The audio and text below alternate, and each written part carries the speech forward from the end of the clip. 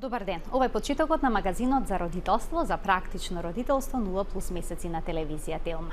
Секоја жена е единствена и посебна, така што и менструалниот циклус се разликува кај секоја од нив. Што представува нормален менструален циклус, кои се најчестите нарушувања, како може да се пресметаат плодните денови, точно ли дека само 2 дена се најплодни во целиот менструален циклус, кога жената би можела да ја очекува првата менструација после породувањето. Но овие прашања, но уште многу други, нашија се надевам и ваши, бидејќи денеска ќе бидат отворени телефонските линии. Во 0+ одговори ќе даде доктор Јорданчо Иванов, специјалист по гинекологија и акушерство, Таџи Бадем Систина. Добре ни дојдовте, доктор Иванов. Добар ден, поздрав до водителката и поздрав до гледачите на Телма. Пубертетот започува се порано кај девојчињата и воопшто кај момчињата, но со тоа и менструалниот циклус започува порано. Која е просечната возраст на девојчињата кога се јавува првата менструација? Така, значи според последните исследувања кои што се правени во Америка, каде што имаме различни групи на раси, значи има и расна разлика помеѓу почнувањето на пубертетот. Прво, генерално, пубертетот почнува се порано кај сите расни групи.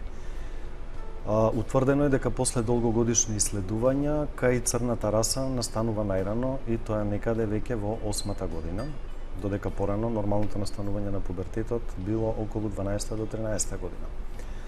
Понатаму, Хиспанио групата, значи шпанската група, каде што пубертетот е лоцирано дека започнува порано некаде околу 10-та година и кај белата раса некаде околу 11-та година. Значи кажавме претходно дека во минатите времиња пубертетот започнал некаде 12 до 13 години. Што е причината за тоа? Значи причината за тоа е прво гојазноста кај децата. Поголемиот психички стрес исто така се вели дека има влијание. Денешните генерации се поизложени нели на медиуми, на фамилиарните односи пореметени и така натаму, и исто така и вештачко внесување на естрогени, посебно користењето на пластиката, кое што има голем замав нели во светот. Пластиката се мисли дека произведува супстанци кои што има дејство на естрогените хормони. Инаку пубертетот пред започнување со менструацијата, 1 година претходно, отприлика прво имаме раст на градите, и отприлика за година дена потоа се јавува воспоставувањето на менструалните циклуси. Откако девојчето ќе ја добие првата менструација, дали потоа циклусот е неправилен, нередовен во првата и втората година? И зошто е тоа така? Да. Значи, по првата менструација или така наречена менарха, значи девојчињата веќе рековме добиваат порано ја добивале 12 до 13 години. Првата година е скоро кај 90% од девојчињата, значи имаме осцилации, односно имаме неправилни менструални циклуси. Тоа е резултат на незрелоста на организмот и незрелоста на хормоните се уште за воспоставување на нормален менструален циклус. Обично по година до 2 веќе менструалните циклуси треба да бидат редовни и нормални. Што значи редовен менструален циклус? Прво да кажеме што е менструалниот циклус. Така. Значи, менструалниот циклус е след на настани и осцилации на хормони во телото на жената, во кои што играат улога хормоните, почнувајќи од централниот нервен систем, значи од хипоталамусот. Тука се ослободува еден хормон, гонадорилизинг хормон, кој што делува на хипофизата. Од хипофизата се лачат фоликулостимулирачки хормон и лутеинизирачки хормон, чие што дејство се остварува на јајниците, при што доаѓа до созревање на јајна клетка. Доколку таа јајна клетка не се оплоди во циклусот, значи таа пропаѓа и настанува менструалното крварење. Менструалното крварење, за нормално менструално крварење, се смета крварењето од 21 до 40 денови. Значи многу флексибилен период. Флексибилен период е, да. Значи, многу од пациентките мислат дека еднаш месечно или на 28 до 30 дена мора да имаат менструален циклус. Тоа не е така, значи кај сите пациентки. За нас гинеколозите нормално крварење е од 3 недели, значи најмалку 21 ден, да не биде испод 21 ден. Значи во месецот може 2 пати да се случи. Да, тие што имаат на 3 недели, да, може да се случи 2 пати, до 40 дена. Така да има осцилации кај сите жени, не може да биде универзално дека тој мора да биде на 28 дена. Така, инаку се има едно недоразбирање околу термините должина на менструален циклус и траење на менструацијата. Споменавте колку всушност треба да биде долг менструалниот циклус, а колку време треба да трае самото крварење, односно значи, што е должина на менструален циклус? Должина на менструален циклус е крварењето кое настанува од првиот ден на крварење на менструацијата до следниот прв ден на менструацијата. Така. Значи, должината, рековме, може да варира од 21 ден до 40 се смета за нормално. Доколку има добивање на помалку или на подолг период, тогаш веќе треба да се посети гинеколог и да се види што е проблемот. Додека менструалното крварење е бројот на денови во кои што жената крвари за време на менструација.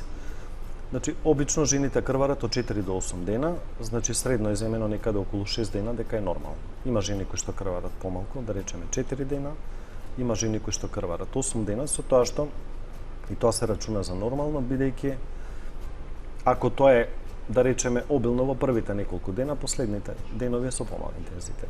Што се препорачува да се употребува во тие денови, влошки или тампони? Па вака, пологично и по докажано исправно е дека е подобро да се употребуваат влошките. Затоа што тампоните, кога се внесуваат вагинално за впивање на менструалната крв, доколку не се менјаат често, може да предизвикаат инфекција и може да настанат проблеми. Додека влошката се става надворешно и кога ќе се натопи, кога ќе впие доволно крв, се отстранува, така да дефинитивно влошките се тие што се подобри за користење. Од што зависи интензитетот на менструалното крварење? Некои жени имаат навистина силни и обилни менструации, а други речиси невпечатливо крварење. Да, тоа зависи од нивото на хормоните. Значи, исто така зависи дали се циклусите овулаторни или ановулаторни. Најчесто обилни крварења настануваат кај ановулаторни циклуси, односно постојат циклуси каде што нема да созрее јајна клетка. Значи, тоест овулум и настанува нагло паѓање потоа на хормоните, значи нема лачење на прогестерон и кај тие жени, значи крварењата се обично по овулум. Значи тоа се случува кај ановулаторни циклуси. Понатаму исто пореметување, значи во хемостазата, односно згручувањето на крвта. Кај некои жени, како што е тромбоцитопенија, намален број на тромбоцити кои што учествуваат во згручувањето на крвта, или пак пореметување на други фактори на хемостазата, користење на одредени лекови кои што исто така не дозволуваат згручување на крвта, може да доведат до пореметување на менструалните циклуси со обилни крварења или со слаби крварења. Друга работа, значи патолошки состојби кај жената, обилни крварења, секогаш кога ќе се јават, потребно е да се направат гинеколошки исследувања, да не случајно се работи за некоја патолошка состојба, како што се миоми на матката, цисти на јајникот, полипи исто така даваат крварења. Сето тоа се дефинира лесно со ултразвучен преглед и со неколку дополнителни исследувања после тоа, ако се потребни. Дали анемијата може да биде причинител за вакви обилни менструални крварења кои што се проследени со парталести, грудки крв? Така. И дали обилните крварења всушност може да придонесат да се промени крвната слика кај жената, односно да се намали железот? Повеќе ова второто, значи обилните крварења доведуваат до анемија. Обично во текот на менструалниот циклус жената не треба да изгуби повеќе од некаде 80 мл крв. Секое губење над тоа, значи крварењето е подолго, загубата на хемоглобинот и железото и предизвикува анемија, која што понатаму може да предизвика дополнителни проблеми здравствени кај жената. Секоја анемија води до ослабување на срцето, понатаму проблеми со бубрезите и јавување на хронични болести. Така да ова второто е поверојатно. Анемијата сама по себе не би требало да даде, да биде причина за продолжено крварење, освен во случај како што рековме, ако бројот на тромбоцити е евентуално намален, тромбоцитопенија постои, па крварењето се продолжува. Само да ги потсетам гледачите дека денешната емисија е контактна. Телефонскиот број на телевизија Телма е 3076-677. Вклучете се во програма доколку имате некој прашање поврзано со денешната тема менструален циклус и плодни денови. Кај жената денешен гостин во студиото ни е доктор Јорданчо Иванов, специјалист по гинекологија и акушерство од Аџибаден, Систина. Да проговориме и за останатите проблеми кои што односно нарушувања кои што може да се јават во текот на менструацијата. Многу жени се жалат на грчеви и на болки. На што се должат тие и можат ли да се спречат на некаков начин? Така, па кај одредена група на жени во текот на менструалниот циклус настанува лачење на едни трансмитери кои што се викаат простагландини, кои што доведуваат до грчење на мускулот на матката. Значи, зголеменото ниво на простагландини кај нив ги предизвикува грчевите. Голем дел од жените исто така патат од така наречениот пременструален синдром. Така, да речат, не ме чепка по PMS-у. Така. Каде што имаме физички и психички промени кај жената. Поголемиот дел од жените осеќаат задршка на вода, понатаму напнатост на градите и од психичките симптоми, нели, напнатост, раздразливост, некои се депресивни, некои се нервозни. Причината е веројатно поголемата задршка на вода во втората фаза на менструалниот циклус, кога прогестеронот е повисок. И има некои исследувања каде што е докажано болки нели исто се јавуваат како болки во градите, менструални болки. Има некои исследувања каде што е докажано дека мала доза на диуретици, кои што ќе отстранат вишокот на вода во тие моменти, и аналгетици дека може да помогне во целата ситуација. А што е со главоболките кај жените кои што се јавуваат пред почетокот на менструацијата или во текот на... Тие се во склоп на овој синдром, значи исто така. И настануваат исто поради задршката на водата и отекување на сите ткива всушност. Така да терапијата е таа што ја споменавме. Значи мора да се користат аналгетици. Има некои докази дека и одредени витамини исто можат да помогнат, како што е на пример B1 витаминот или тиамин. Значи може да се консумира и тој. Тоа е тоа. Речи си да нема жена која што не се соочила со некакво нарушување на менструалниот циклус. Што може да ја наруши неговата редовност?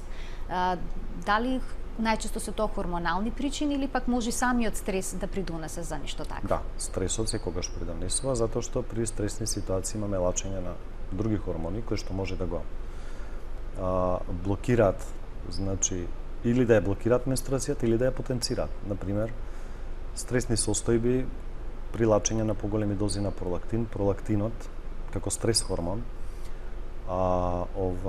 ги супримира ФСХ и ЛХ и тие не можат да го остварат своето дејство на јајниците и да биде менструалниот циклус како што треба. Пролактинот исто така значи се лачи во текот на бременоста во големи количини и во текот на доењето. И затоа жените тогаш и немаат менструации. Исто така други жлезди, доколку имаме пореметување во други жлезди, може да дадат пореметување на менструалниот циклус, како што е тироидната жлезда. Значи без разлика дали имаме поголемо лачење на тироидни хормони или намалено, водат до пореметување на менструалниот циклус. Надбубрежна жлезда пореметена каде што имаме лачење на кортикостероиди, исто така може да доведат до пореметување на менструалниот циклус, диабетес, мада поретко и така натаму. Значи други причини, освен овие физиолошки каде што имаме дисбаланс на хормоните, се патолошките состојби кои што претходно ги спомнавме, значи од појавата на миоми, на цисти, на полипи. Меѓутоа, сето тоа со посета на гинеколог може да се утврди и да се реши проблемот. Значи прво треба да се утврди проблемот, не секогаш хормоналната терапија е решение, сметаат многу дека антибибипилули треба да земат доколку имаат нарушување на редовноста на циклусот. Тоа мора да го каже гинекологот. Да, бидејќи на своја рака не може да се лекува пореметување на менструален циклус. А што е со плодните денови?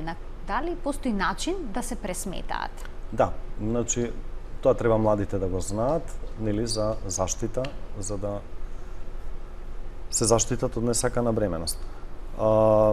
Плодните денови обично се во средина на циклусот. Да речеме, кај најголем дел од популацијата, кај жените, циклусот е на 28 дена, од прилика 28 до 30. што значи се зима средината на циклусот, значи овулацијата би била некаде 14 ден. Поточно 2 дена претходно и 2 дена покасно, бидејќи некогаш може да настане овулацијата неколку дена порано од средината на циклусот или неколку дена покасно. Така. Со тоа точно се знаат деновите кога јајната клетка може да се оплоди и со користење на контрацептивни средства, на кондоми, најчесто, значи жената може да не забремени, да се спаси од несакана бременост. Останатите денови, значи претходно, пред средината на циклусот, и после тоа, во главном се неплодни денови. Така. Имаме гледачна линија, да го вклучиме, па ќе продолжиме со оваа тема. Добар ден, повелете. Ало, добар ден. Најпрво да ве поздравам и да ви се извинам за тоа што се јавам малце надвор од темата, али би сакала да добијам некаков совет.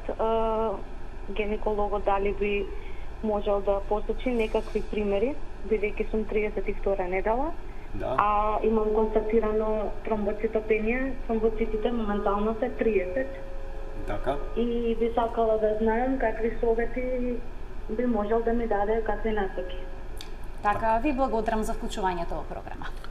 Така, значи тоа е релативно ниски тромбоцити, обично доколку се над 50 до 60.000, ние не се плашиме гинеколозите, со 30.000 може, доколку дојде до породување, да настанат доста обилни крварења. Значи, од она што јас можам да ви советувам е дека е потребна консултација со трансфузиолог. Секогаш ваквите пациентки ги пропраќаме на трансфузиологија, каде што се бара причината за тромбоцитопенијата. Доколку не се утврди причината, значи веројатно се работи за идиопатска тромбоцитопенија, намален број на тромбоцити и следствено на тоа зголемена можност од крварења во текот на породувањето. Значи, она што е битно е секако дека требате да користите витамин С, бидејќи витаминот С помага во множење на лозата на тромбоцитите и исто така кортикопрепарати. Меѓутоа, сепак, главната терапија треба да ја припише трансфузиологот, бидејќи ние работиме конзилијарно во текот на бременоста. За секој одреден проблем мора да имаме конзилијарно мислење од друга специјалност. Така, еве сега се спомна бременоста, точно ли дека 2 дена се всушност најплодни во менструалниот циклус? Да. Само 2. Да. Како што споминавте, 2 претходно, 2 после тоа, така е во броењето, Па не но тие се всушност бидејќи јајната клетка од кога ќе созри и од кога ќе сеисфрли од графовиот фоликул, всушност таа е активна само 24 часа. Доколку не се оплоди за тие 24 часа, тоа е 1 ден. Не може понатаму таа пропаѓа, значи нема шанса да се оплоди.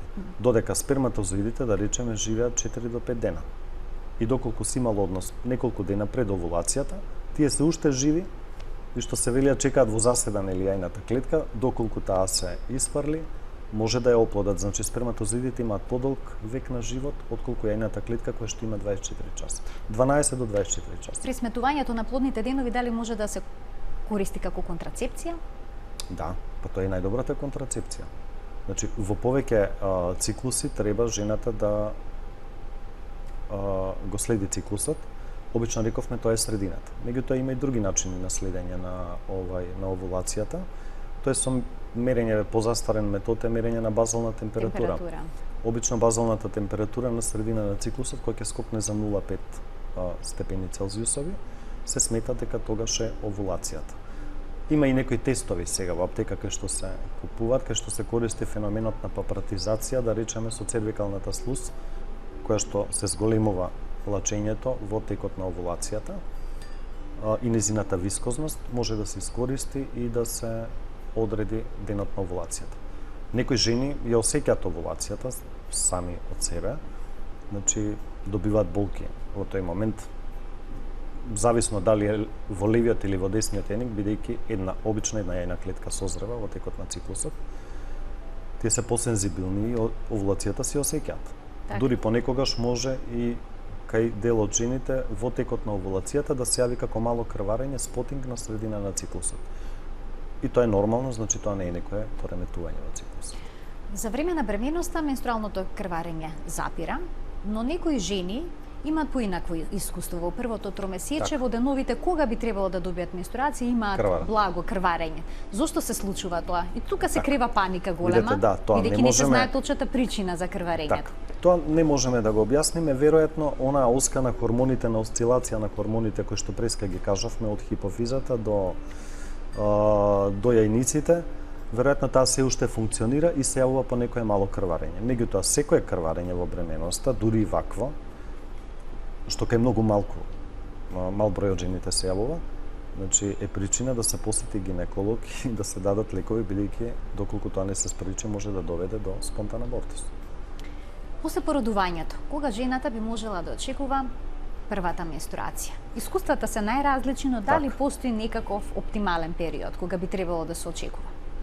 Па се индивидуално, значи некои жени обично се мисли дека првите 8 недели од прилика сите жени не може да имаат овулација и не може да забременат. Веќе после тоа, после 2 месеци, кај некои жени почнува менструалниот циклус.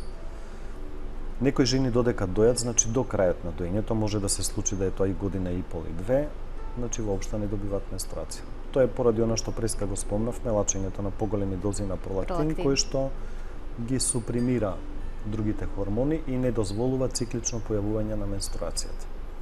А дали жената може да забремени после породувањето и покрај тоа што не е воспоставен Може. менструалниот циклус? Значи, доколку, вака, да земеме хипотетички, значи, жената 2 месеца нема циклус, третиот месец почнува да созрева јајна клетка, таа уште не може да добие менструација додека јајната клетка не пропадне и не прокрвари.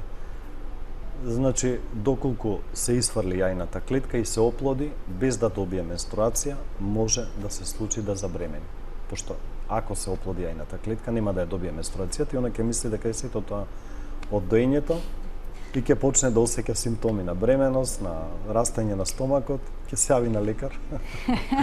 И се случува. Така многу мала разлика меѓу децата, Да, така најчесто така, се случува. се случува. Има многу примери. А се случува ли и жените да имаат некакво крварење кое што е последица на породувањето како резултат на нека компликација и да го поистоветат со менструацијата? Па не би требало. Обично Се разликуваат ли?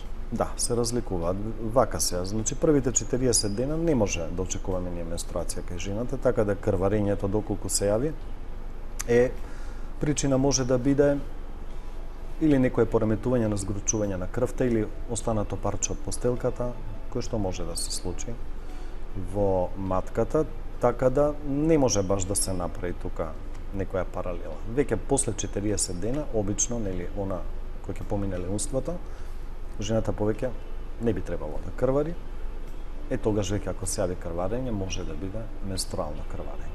А колку често се случува жената од кога ќе добие менструација, ќе добие првата менструација после породувањето, таа сосема да се разликува од незиното претходно искуство од Да, предзабременувањето? може да се случи, да нема точно. ниту болки или пак сега да има болки. Точно. нели? Се случува кај голем број на жените кои што имале болки пред породувањето за време на менструалниот циклус, после породувањето веќе тие болки да ги нема.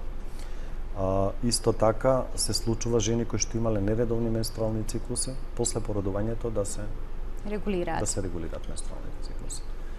Голема е бројката на тие жени, значи не е мала. Меѓутоа сега добро, за механизмите да ги објаснуваме не можеме, немаме време. Во некоја друга пригода. Во некоја Зошто друга да не? пригода, да. Меѓутоа да, тоа се случува. Доктор Јорданчо, ви благодарам за вашето денешно гостување во НУЕН+. Интересна тема, не често обработувана некако. Така. И долга тема, меѓутоа, така, да, моравме да накратко, сублимираме секако. во 20 на минути. Ви благодарам за гостувањето, се гледаме повторно. Благодарам и на вас. Ова беше се во денешното издание на магазинот за родителство НУЕН+. Денешен гостин ни беше доктор Јорданчо Иванов, специјалист по гинекологија и акушерство од Аџи Бадем Систина. До гледање.